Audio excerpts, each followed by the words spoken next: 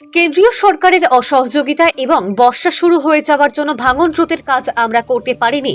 টানা কয়েকদিনের বৃষ্টির জেরে হু হু করে জল বেড়েছে গঙ্গার। বন্যা কবলিত মালদার মানিকচক এবং ভূতনিবাসীর পাশে আমি রয়েছি। আমাদের সরকার আপনাদের সর্বোচ্চভাবে সাহায্য করবে। আমি আজ ফিরহাদকে পাঠিয়েছি। তাছাড়াও আপনাদের যে কোনো সমস্যার কথা জেলা শাসক এবং পুলিশ সুপারকে জানান।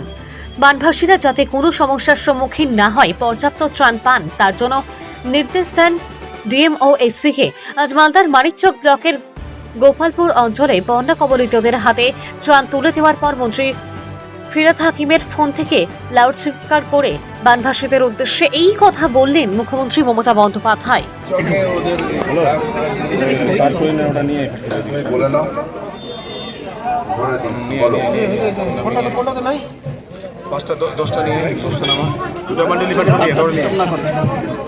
দুটা বান্ডিল দৌড়ে নিয়ে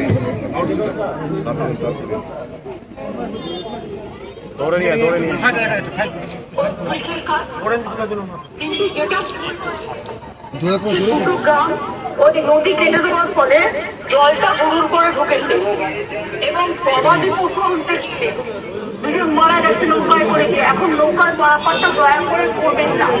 গবাদি পশু আটকে গেলে গভর্নমেন্ট আপনাকে গবাদি পশু দিয়ে দেবে, কিন্তু নিজের প্রাণটা বাঁচান।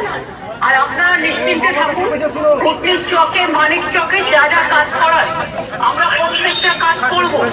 কালকেও আমি 7-8 জন পরশুদিন পাঠিয়েছিলাম, আমাদের গভর্নমেন্ট অফিসার তারা সব সামনে পড়ে এসছে।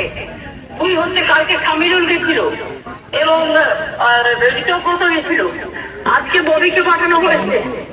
আর আমি আব্দুর রহমানের সাথে কথা বলেছি, সাবিত্রী মিত্রও আছে ওখানে। সবাই মিলে যতটা পারবো আপনাদের সাহায্য করবো। ডিএমকে আমি বলবো যা আছে সব জিনিসপত্র দিয়ে মানুষকে রিলিফ চালিয়েছে।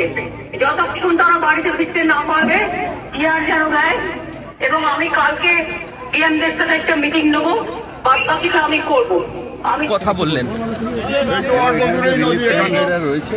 হ্যাঁ,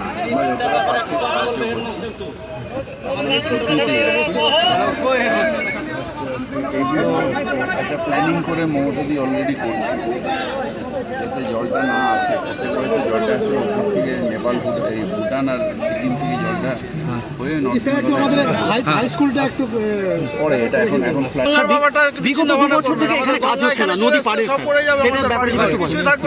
এক্ষুনি তো মাইকে বললাম।